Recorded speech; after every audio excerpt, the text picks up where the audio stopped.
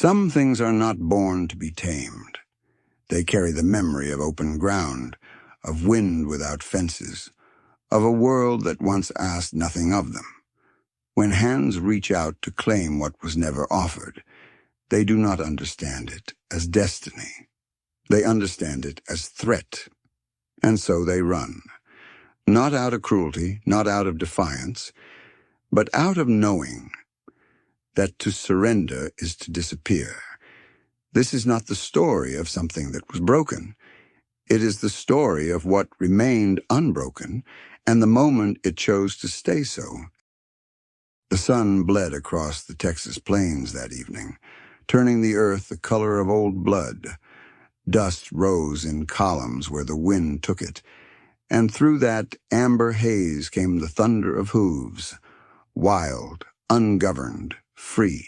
A black horse ran before them. He was no ordinary Mustang. His coat held no trace of brown or gray, but was black as a moonless night, black as the char at the bottom of a dying fire. He moved like smoke over the prairie grass, and the men who chased him had been at it since dawn. "Circle wide. Don't let him break north." The voice belonged to Tom Garrick, a ranch hand whose face bore the permanent squint of a man who'd spent 30 years staring into the sun. He spurred his mount hard, a rope coiled in one calloused hand. Behind him rode 5 others, weathered men with bent backs and crooked fingers, men who knew horses the way other men knew scripture. They'd broken mustangs, tamed wild colts, gentle animals that came in spitting and kicking. But this black devil, this shadow with 4 legs, was something else entirely.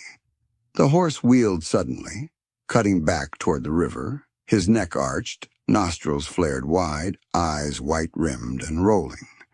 When Garrick's rope sang through the air, the animal ducked beneath it as though he could see the hemp coming, as though he understood what it meant. "God Almighty," breathed William Reed, the youngest of the riders. "He ain't even winded." The chase pushed on through the gloaming. Twice more they tried to rope him. Twice more he slipped free, moving with a grace that seemed almost mocking. When finally they cornered him against a rock face near Bitter Creek, it took all 6 men and 3 ropes to bring him down. He fought. Lord, how he fought. The black horse reared and struck with his forehooves like hammers, teeth bared, screaming his rage into the twilight. One rope snapped clean through. Another burned Reed's hand so badly he'd carry the scars for life.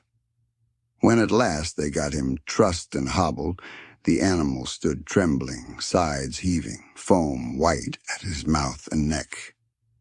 "Never seen the like," Garrick said quietly, wiping blood from a gash above his eye.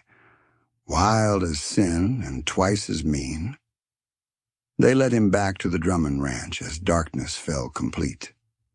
The horse walked stiff-legged between them, head held high despite the ropes, despite the indignity of capture.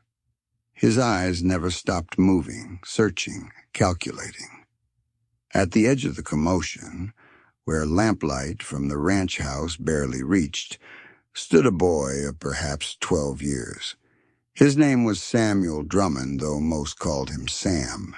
He was thin as a fence post, with hair the color of wheat chaff and eyes that saw more than most children's eyes ought to see. He watched them bring the black horse in, watched the animal's proud, furious stride, watched the way the creature's coat seemed to swallow the lamplight, giving nothing back. And in Sam's heart, something stirred, a feeling he had no words for, a recognition that passed between his young soul and that wild, unbroken thing. This was no mere beast to be yoked and worked. This was freedom itself, given form and flesh and 4 swift legs. This was the wind made visible, the prairie's own heart beating beneath black hide. The men tied the horse in the breaking pen and left him there, alone in the darkness. Sam stayed at the fence rail long after they'd gone, listening to the sound of the animals breathing, watching the faint gleam of firelight reflected in one dark, unforgiving eye. The horse did not look away, neither did the boy, and in that long moment of mutual regard, something passed between them. Not understanding, not yet, but acknowledgment. The wild thing saw the watching child. The child saw the captured spirit. And though no name was spoken, though no sound broke the stillness but the horse's labored breath and the distant call of a night bird, Sam felt the weight of what he witnessed settling into his bones, becoming part of him. A story he would carry long after this night had faded into memory. He did not know, could not know, that he was looking at something rare and precious, a creature that would rather die than bend, that carried in its blood the memory of a time before fences, before saddles, before men decided that wildness was a thing to be broken. But he felt it, in the way the horse held his head high despite exhaustion, in the way those dark eyes refused to show defeat even in the moment of capture, in the trembling fury of those powerful legs, hobbled now but dreaming still of open ground and endless sky. Sam felt it all, and it moved him in ways he could not name. The lamp in the ranch house window flickered and went dark. The stars wheeled overhead in their ancient patterns. The wind carried the scent of dust and sage across the empty land. And still the boy stood watching, and still the horse stood waiting, and the night held them both in its dark and patient hands. Morning came hard and bright across the Drummond spread. Sam was up before first light, as was his custom, and his feet carried him to the breaking pen before his mind was fully awake. The black horse stood in the center of the enclosure, like a monument to defiance. Throughout the night, he had tested every rail, every post, every inch of his prison. The ground near the fence line was churned to powder where he'd paced and struck and wheeled about. But he had not broken himself against the wood. He was too wise for that, too calculating. He had taken the measure of his cage and found it sound, and now he simply waited, sides still heaving slightly, head high, watching. Sam climbed onto the top rail and sat there in the cool dawn air, saying nothing, being nothing more than another feature of the landscape. The horse watched him with one dark eye, ears pinned flat. By the time the sun had climbed a hand's width above the horizon, the men began to gather. They came with their ropes and their certainty, their hard-won knowledge of how a horse might be broken to saddle and bridle. Jacob Morse was among them, a man past 50 with silver threading his beard, and a reputation that reached clear to San Antonio. He'd broken horses for the cavalry, had gentle, wild-caught mustangs by the score, had sat atop animals that other men wouldn't approach with a 10-foot pole. "I'll have a go at him," Morse said quietly, spitting tobacco juice into the dust. Tom Garrick looked doubtful. "Morse, that horse put Reed in bed yesterday, snapped 2 ribs clean through when he threw him." "I heard." Morse's eyes never left the black horse. "But Reed's young. Tried to muscle him. You can't muscle a thing like that. Got to show him who's boss without breaking his spirit entire." Sam listened from his perch, hope stirring in his chest. Maybe this man, with all his years and knowing, could reach the horse where others had failed. They went in careful, more careful than the day before. 4 men with ropes, moving slow and steady, speaking in low voices meant to soothe. The black horse tracked their movements, his whole body coiled tight as a spring. When the first rope settled over his neck, he stood still for perhaps 3 seconds. Then he exploded. There was no other word for it. One moment he was standing, the next he was a tornado of black hide and flashing hooves, a fury made flesh. He reared straight up, forelegs striking the air, then came down and bucked with such violence that one of the men lost his grip on the rope and went sprawling. "Hold him! Hold him steady!" But holding him was like trying to hold lightning. The horse twisted, spun, threw himself sideways with such force that Sam heard the crack of wood as his shoulder struck the fence. Still he fought. Still he screamed his rage and terror into the morning air. It took 20 minutes to get the saddle on him.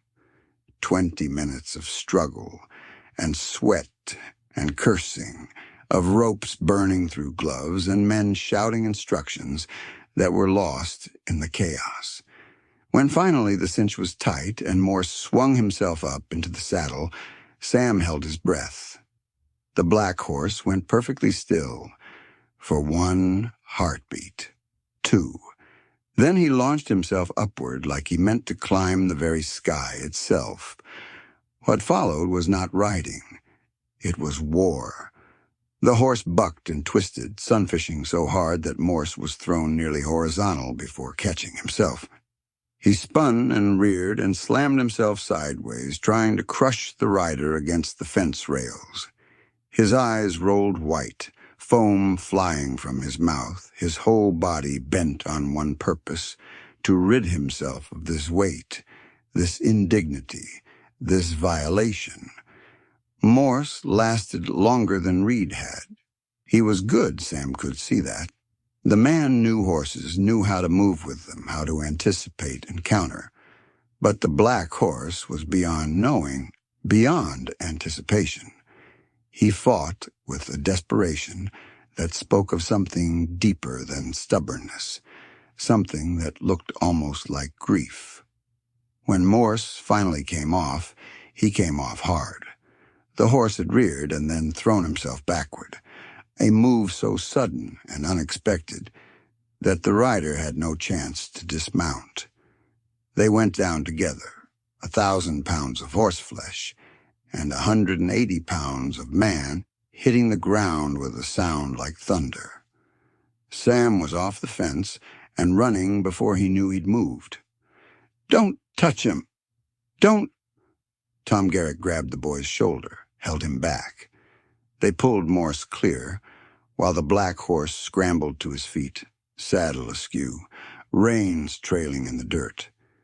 The older man lay there gasping, his face gray with pain, one arm cradled against his chest. "Shoulder," he managed. "Dislocated, maybe broke." They carried him from the pen, and the black horse stood in the center of all that trampled earth, trembling all over, his coat dark with sweat, his breathing harsh and ragged. Sam looked at him and felt something break inside his own chest. The horse wasn't fighting because he was mean. He was fighting because he was terrified. Fighting because every instinct in his body told him that surrender meant death, meant the end of everything he was. "That's it," Tom Garrick said flatly. "No more. That animal's too dangerous to keep. We'll sell him to the slaughterhouse in Abilene. Get what we can for him." "No!" The word burst from Sam before he could stop it. Garrick turned, surprised. "Boy, you saw what he did. He's too wild to break, too mean to keep. Hell, he'll kill someone if we give him half a chance. He ain't mean. He's just scared. Scared or not makes no difference.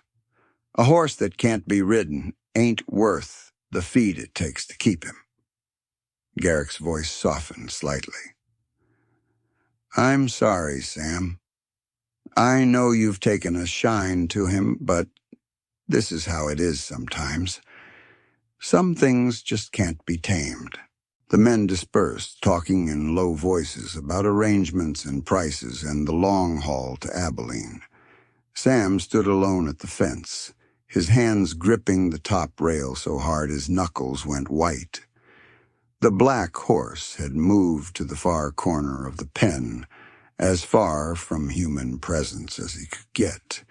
He stood with his head lowered, sides heaving, the saddle still hanging crooked on his back, where no one had dared approach to remove it.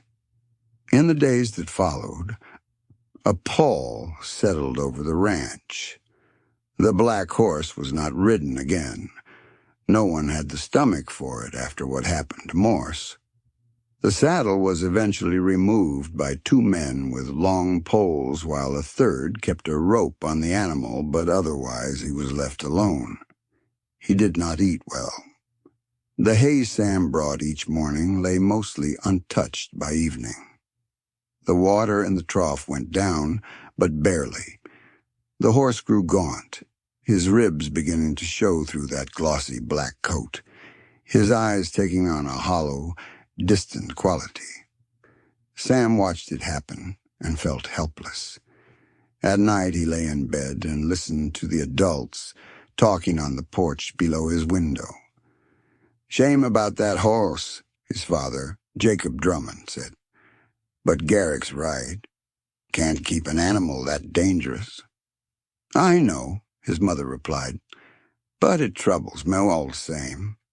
Seems wrong somehow to give up on a creature just because it won't bend. What else can we do? You saw what he did to Morse. Man's lucky he didn't break his neck."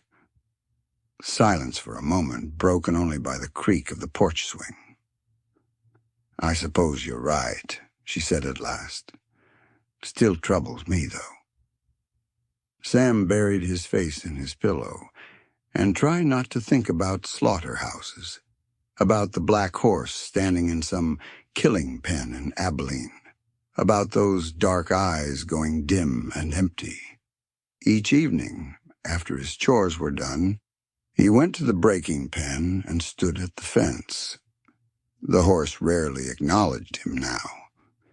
He stood in his corner like a shadow, head low, barely moving even when Sam spoke to him. "I'm sorry," the boy whispered one night, his voice so soft it was almost lost in the wind. "I'm sorry they hurt you. I'm sorry I can't help." The horse did not move, did not look up, but his ear flicked once toward the sound of the boy's voice, and Sam chose to believe that meant something. On the seventh night, after Morse's accident, Sam stood at the fence longer than usual. The stars were beginning to emerge, pinpricks of light in the deepening blue. The wind had died to nothing, leaving the world suspended in that strange stillness that sometimes falls between day and night. The black horse stood motionless in his corner, and Sam, looking at him, felt something settle in his chest. Not acceptance, not resignation, but a kind of recognition. This creature, this wild and unbroken thing, was not refusing to be tamed. He was refusing to die. Every buck, every rear, every furious strike was an act of survival, a declaration that he still owned himself, that he had not yet been erased. "You need a name," Sam said softly, trying out the thought aloud. "Something that's yours." The horse's ear turned toward him again. "Black," the boy said, tasting the word, feeling its weight. Not because of the horse's color, though he was black as midnight, black as the spaces between stars, but because the name felt true somehow, felt right, felt like the only word that could possibly contain what this animal was. "Black," he said again, with certainty now. And though the horse gave no sign of hearing, though he simply stood there in the gathering darkness, Sam felt something shift inside himself. A promise made, a line drawn in the sand. whatever came next, whatever the men decided. This horse had a name now, had been seen, been recognized, been known. That would have to be enough. Sam turned and walked back toward the house, leaving the black horse alone beneath the emerging stars, both of them waiting for a future neither could predict. The day bore no mark upon it. Morning came to West Texas as it had always come, sky stretching wide and colorless, the wind carrying dust and the smell of dry mesquite across land that knew no mercy. Sam was mending fence wire where the post had split, his hands already dark with rust and sweat, when he heard the wheels, not the sharp clatter of a buckboard moving fast, but something slower, the grind of wood on stone, deliberate and heavy, like something bearing the weight of years. He straightened, shading his eyes against the glare. The wagon came up the long road from the south, a single horse pulling it at a walk. No hurry in it, just the steady creak of axle and the soft fall of hooves in caliche dust. His father came out from the barn, wiping his hands on his trousers, and stood watching. There was something in the way he stood, still but not easy, that told Sam this was no stranger coming. The wagon drew up to the yard gate and stopped. The woman who climbed down was small, her back bent some with age, her hair the color of old silver beneath a faded bonnet. Her name was Ruth Abby Carver. Folks still called her Abby. She moved careful, the way a person moves when they have learned that haste costs more than it gives. Each step was placed with thought, as though the ground itself were a thing to be respected. "Been a long time, Abby." His father's voice was quiet, but not cold. "That it has, Jacob," she said. Her voice was low, worn smooth like creek stone. "I see the land hasn't changed much." "No, ma'am. Land don't change out here." She looked around the yard, past the corral, past the water trough and the split-rail pen, and her eyes found what they were looking for. Far off, standing in the shadow of the lean-to, the black shape waited, ears back, head high. She did not move toward it. She only looked. "That the one?" "Yes, ma'am." "Been broke?" Jacob shook his head. 3 men tried, one still limping.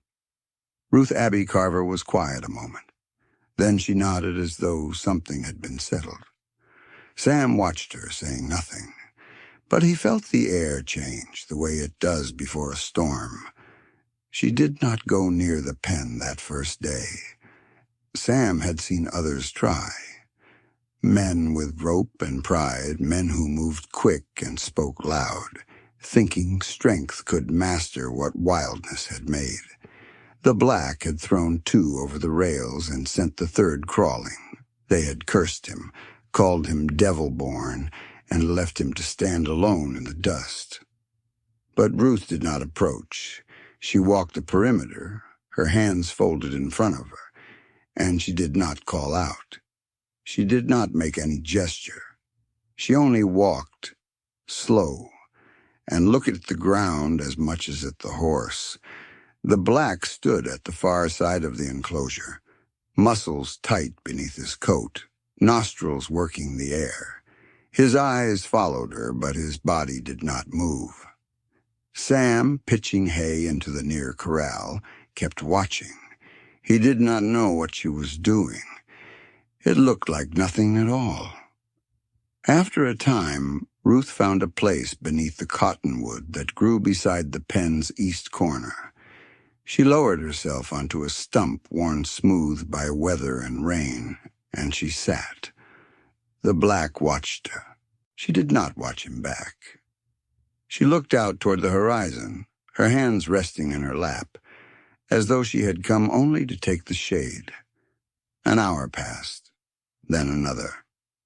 The black shifted his weight, ears flicking toward her, then away, but he did not come closer. Ruth did not seem troubled. When Sam brought her a dipper of water, she thanked him and drank. And when he asked if she needed anything, she said no, she was fine where she was. Sam could not understand it, but something kept him watching. The afternoon wind rose from the south, hot and restless, carrying the promise of rain that would not come. Ruth sat beneath the tree, her eyes half closed now, her breathing slow and even. And then she spoke. Her voice was soft, so soft Sam almost missed it. He set down his pitchfork and moved closer, careful not to be seen. "I knew a horse once," she said. She was not speaking to anyone. The words came quiet, like something spoken into the wind. Wouldn't let a man near him. Fought the rope till he bled. Everyone said he was no good. Said he ought to be shot and buried. The black's ears swiveled toward her voice. "I never tried to ride him. Never tried to put a halter on him, neither. I just came and sat. Every day, same place." She paused. The wind moved through the branches overhead, rattling the dry leaves. It took near a month. Then one morning, he walked up to the fence, stood there. Didn't run, didn't fight, just stood. Sam saw the black's head turn, just a little, toward where she sat. "I didn't reach for him. Not then. I let him be. Let him decide." Her eyes opened, looking now toward the pen, but not at the horse, just at the space between them. "He decided?" The black took one step forward, then stopped. Ruth did not move, did not speak again. She only sat, hands folded, breathing slow. Sam felt something tighten in his chest. He did not know what it was, but he could not look away. That evening, after the hands had gone to supper and the yard had gone quiet, Ruth walked back out to the pen.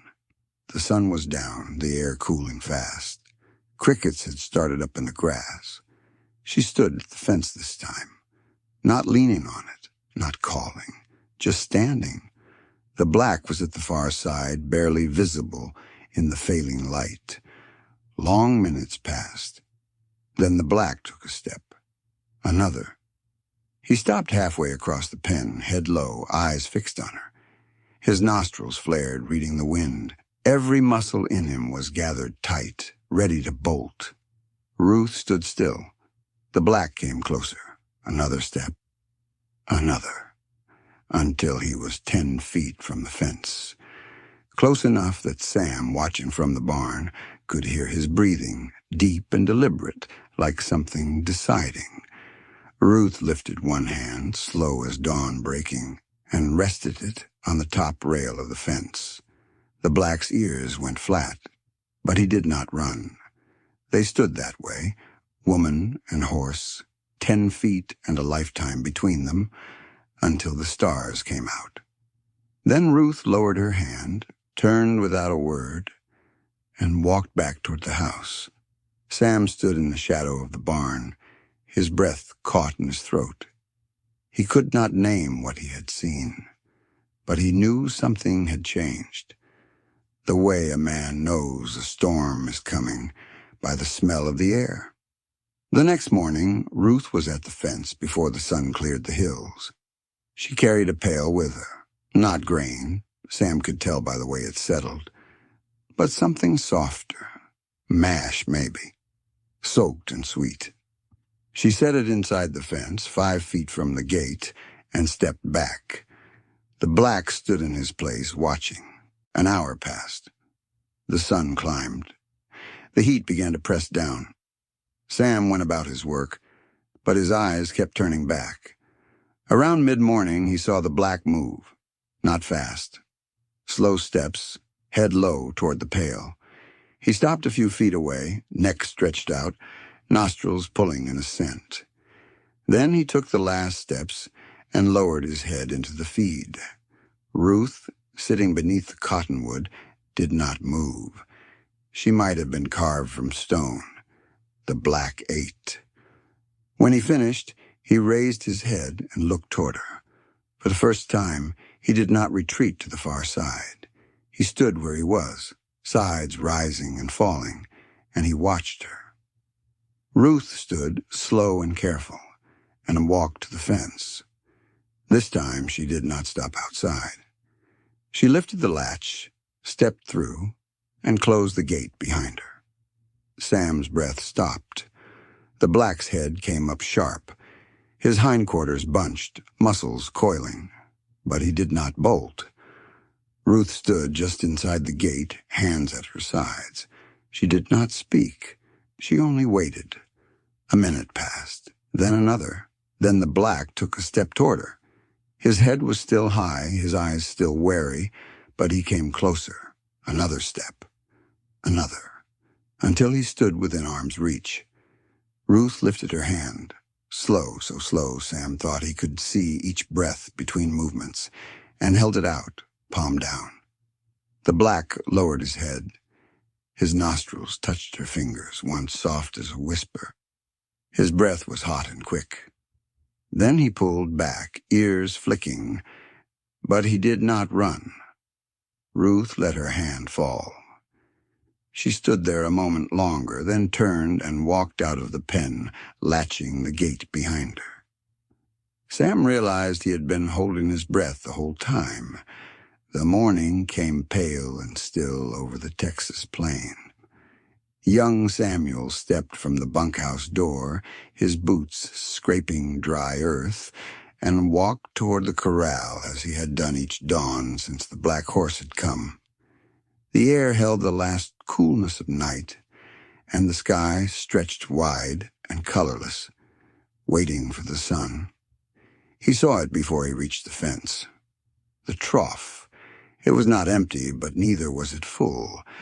The grain and prairie hay his father had scattered the evening before lay disturbed, diminished.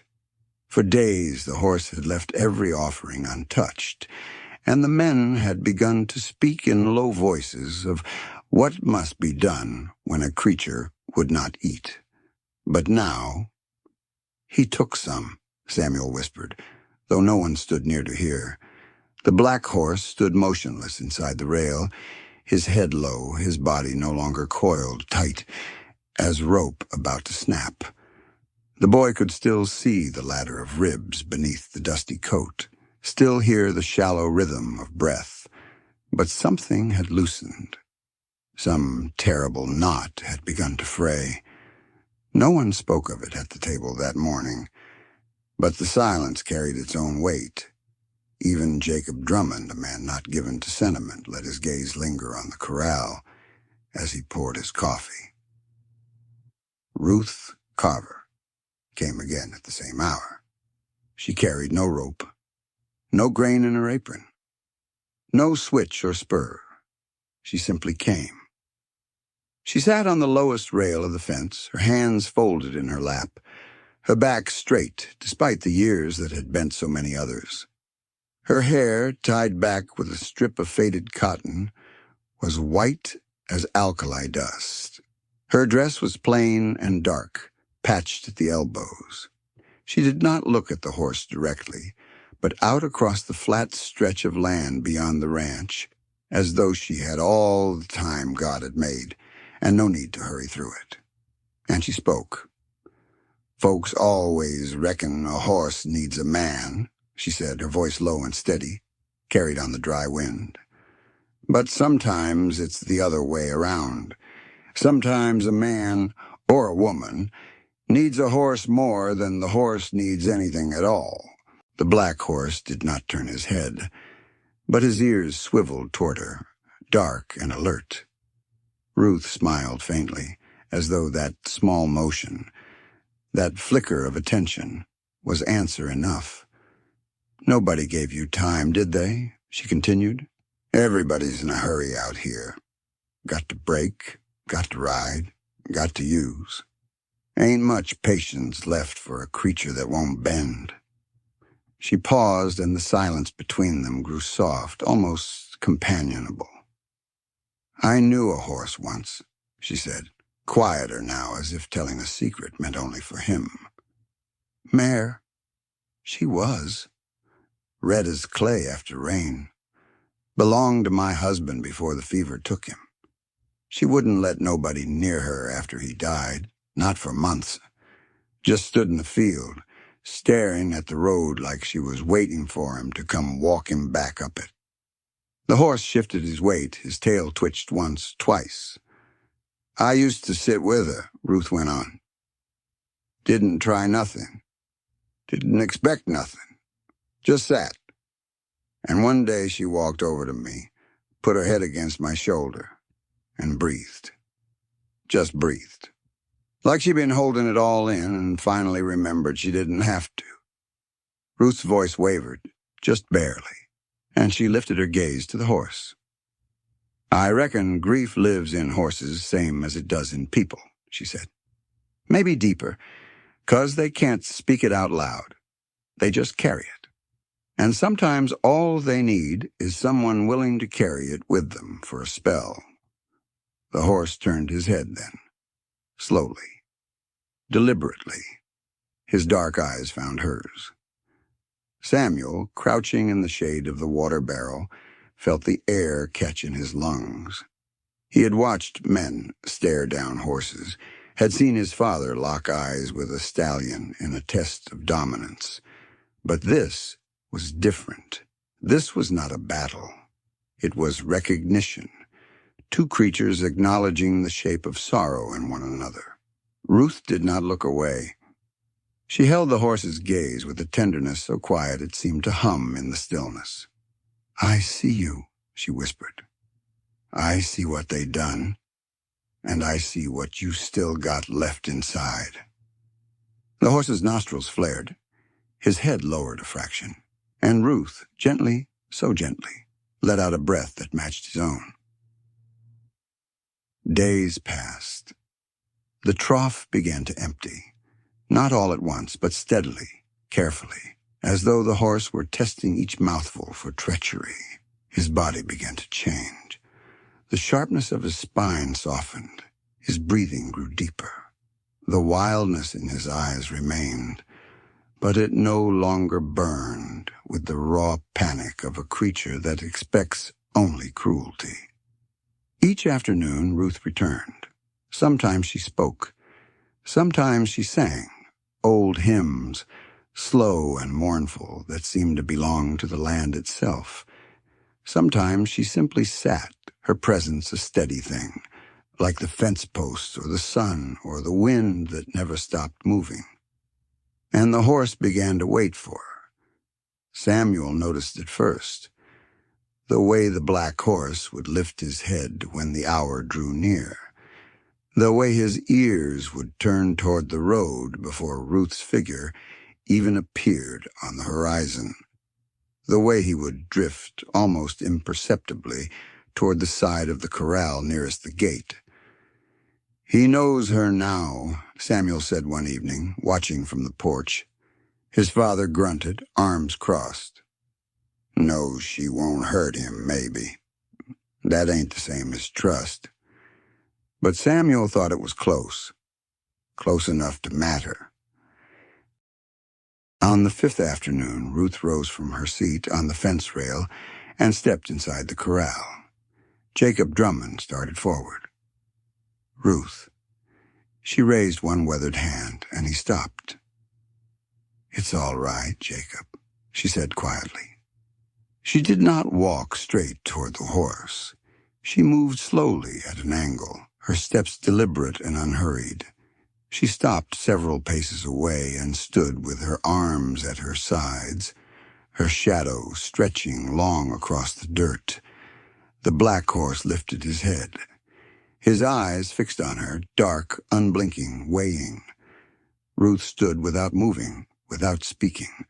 She let him look. Let him measure the distance between them, the space that still held all his fear and all her patience.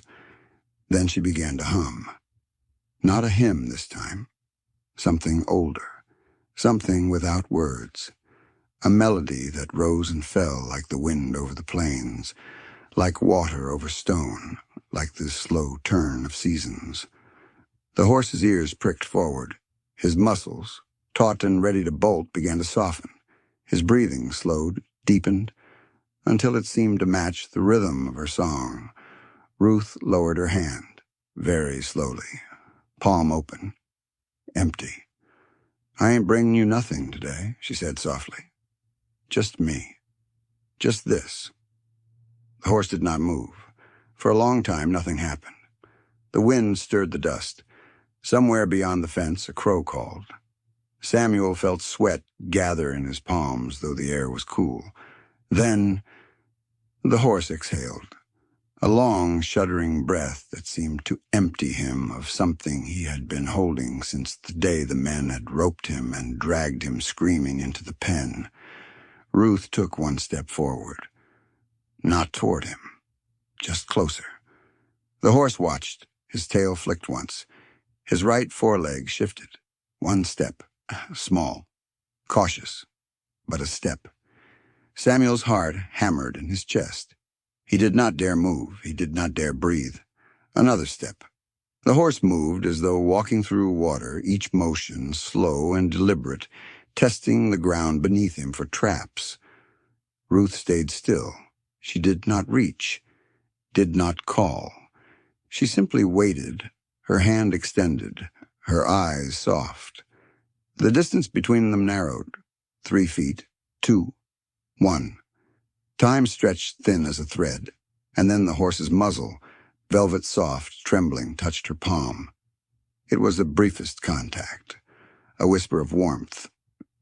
But Ruth's eyes glistened, and her lips parted in a silent exhale that might have been relief or gratitude or something that had no name at all. "There you are," she breathed. "There you are." The horse did not pull away. Ruth raised her other hand, slowly, slowly, and let her fingertips brush the side of his neck. The horse shuddered. His muscles rippled beneath the skin, but he stood. Her hand moved in small, gentle circles, tracing the curve of his jaw, the hollow beneath his ear, the ridge of his withers. She touched him the way one might touch something sacred, with reverence, with care, as though he were made of light instead of flesh. "You're not broken," she murmured. "You hear me? You're not broken. You're just afraid. And that's all right. Fear's just love that ain't found its way home yet." The horse's head lowered, slowly, slowly, until his forehead rested against her shoulder. And there they stood, woman and horse, bound by something older than words, deeper than training, truer than any rope or bridle. Samuel felt something rise in his throat, something immense and aching, something that made the world seem both larger and more fragile than he had ever known it to be. Ruth's hand moved along the horse's neck in long, steady strokes. Her eyes closed. Her lips moved in a whisper too soft to hear, but Samuel thought it might have been a prayer, or a promise, or perhaps just a name she had given him in the secret language spoken only between the broken and those who choose to mend them. When she finally stepped back, the horse followed her with his eyes, not with fear, not with defiance, with something that looked, for the first time, like hope. That night, alone in the bunkhouse, Samuel lay on his cot and stared up at the rafters. He thought of the horse, the black coat, the eyes deep as wells, the strength that had driven grown men back in fear, and now the stillness, the trust, fragile as spun glass, beginning to take shape between the woman's hand and the wild creature's heart. He thought of the way the horse had stood, trembling but unmoving beneath that first touch. He thought of the way Ruth had whispered, "You're not broken." And in the quiet of his own mind, Samuel spoke a name. Not aloud, not yet. But he felt it settle in his chest like something inevitable, something that had always been waiting to be recognized. Black. Simple. True. Not because the horse was dark, though he was, dark as a moonless night, but because the name carried the weight of all that wildness, all that refusal to be broken, all that fierce and necessary solitude. And because, Samuel thought, every creature that has survived the dark deserves to be named for it, to be honored for it, to be remembered. He did not know yet if he would ever speak the name aloud. But he knew, someday soon, this horse would no longer be merely a nameless creature penned behind rails. Someday soon he would be something more, something remembered, something loved. The morning came without ceremony. Above the West Texas plain, the sky stretched pale and clean, and the wind that had torn at the fences the day before now moved quiet as a whisper through the sage. The ranch lay still in that hour before full waking, when the light is thin and the air holds its breath. Men spoke in low voices by the barn. The horses in the near pasture stood drowsing. And in the far corral, behind rails mended twice in as many days, the black horse waited. He had not quieted. He had only grown watchful. Samuel stood at the edge of the yard with his back against the fence post. He had risen before his father called him, drawn by something he could not name, some knowledge pressing against his ribs that would not let him sleep. He watched the corral. He watched the light change, and when at last he saw her coming, he did not move. Her name was Ruth Carver, though no one on the ranch used it anymore. She was Mrs. Carver, or Ma'am, or simply Ruth. She had buried a husband and raised 3 sons on that land. Her hands were rough from leather and rope, her face lined deep by sun and years. She crossed the yard alone, no bucket in her hands, no halter over her shoulder, nothing at all. Samuel felt his throat tighten. She walked steady and slow, her skirts stirring dust, and when she reached the corral, she stopped just outside the rails and stood there without speaking. The black horse lifted his head. He did not wheel away. He did not charge the fence. He only stood, dark as burned wood against the pale morning, and looked at her. It had been days since they brought him in, days since the men rode out before dawn and returned near sunset with dust on their hats and the wild horse roped between 4 riders. He had fought them every step, plunging and rearing, hooves striking sparks from stone, breath tearing from him in great ragged bursts that sounded almost like screaming. They drove him into the corral and cut him loose. He ran the perimeter for an hour without stopping, his body black with sweat, his eyes rolling white. No man could get near him. They tried. Jacob Morse went in with rope and confidence, and the black horse met him with a war that ended in thunder and bone. After that, the men stayed back, and the talk of Abilene began to sound less like threat and more like fate. But Ruth Carver came to the fence. She did not speak to the men. She only stood there, hands resting on the top rail, and watched the horse as he breathed and waited and held himself like a creature that would rather die than bend. She watched him for a long time. And in that watching, something passed between them that had no words. The horse saw her stillness, the way she did not flinch when he pawed the ground, did not turn away when he bared his teeth. She was not like the men who had chased him across the grasslands, throwing ropes that burned and hands that struck. She was something else, something that understood the language of waiting. Ruth saw in him what she had seen in her husband's eyes the last night of his life, a wildness that was not cruelty but refusal to surrender what was most precious. She turned and walked back to the house, but she carried the horse with her, in the set of his shoulders, in the fierce light of his eyes, in the way he had not looked away. The days that followed were strange.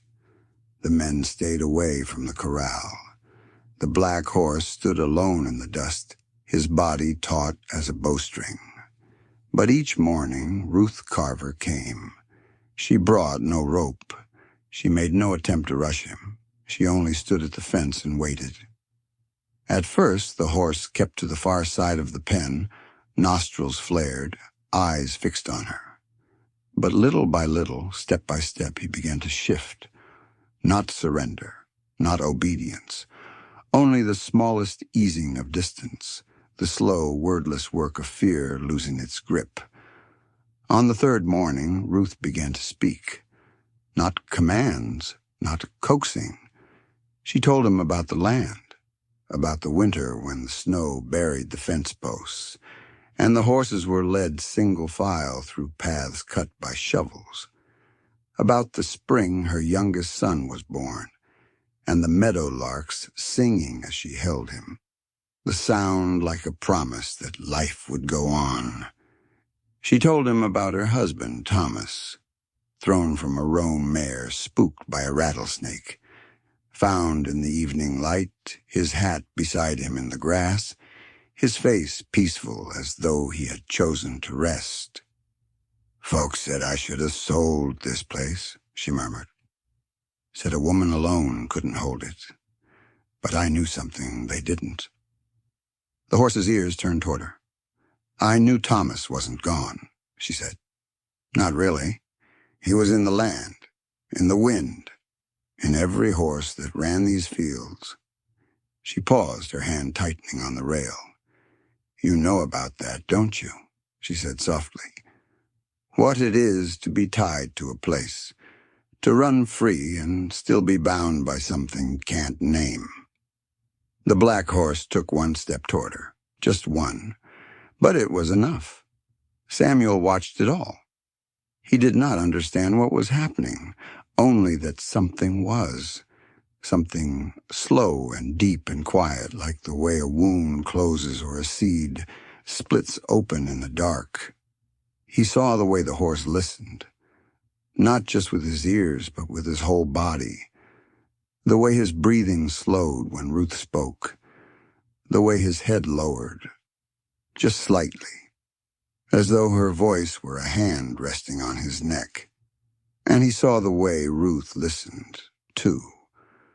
Reading the horse the way Samuel's mother read the Bible, carefully and with reverence. One afternoon, Samuel asked, "How do you know what he's thinking?" Ruth smiled. "I don't, but I know what I'm thinking, and I let him see it. You can't fool a horse, Samuel, so I don't try." "What do you show him?" "That I'm not afraid of his wildness," she said. "That I don't need him to be something he's not. That he matters, not for what he can do, but for what he is." On the morning she entered, the air was still. She opened the gate and stepped inside. The men lined the rails, silent and tense. Ruth walked to the center of the pen and stopped. The black horse stood at the far edge. For a long time, neither moved. Then Ruth lowered herself to the ground and sat in the dust, hands open on her knees, eyes on the horizon. She waited. At last, the horse moved, slowly. So slowly, Samuel thought he might have imagined it. He crossed the corral and came to her. He circled once, then again, and then with a sound that seemed to take the breath from every man watching, the black horse folded his legs and lowered himself beside her. Ruth reached out and laid her hand against his neck. "I see you," she whispered, "and you are enough." The horse closed his eyes. The morning he ran, the sky was clear. Ruth came early. Samuel was already waiting. She opened the gate. The horse did not move. She came to his side, rested her hand on his neck, and breathed with him until their breaths found the same rhythm. "Today," she said quietly, "you choose." The words were not a command. They were not a question. They were an offering. The horse exhaled once, long and slow. And Samuel heard the answer. Ruth mounted him without hurry. No saddle, no bridle, no rope. The black horse stood beneath her, muscles trembling, ears flicking back and forward. Then he moved. One step, then another, slow at first, then faster. Dust rose behind them. Wind caught Ruth's hair and lifted it like a banner. She did not pull him back. She did not urge him forward. She only rode. And he ran. Not wild, not frantic, but free. The boy watched, hands white on the rail, his throat tight with something too fierce for words. The black horse ran the length of the corral. He turned, he ran again. And in the center of that motion, steady and calm as stone, the woman rode. "Black," Samuel whispered. The horse lifted his head as he ran, and Samuel knew, though he could not have said how, that the horse had heard him, had known. Years passed. Ruth Carver was buried on the hill beneath the simple stone. The black horse was never seen again, at least not in any way that could be proven.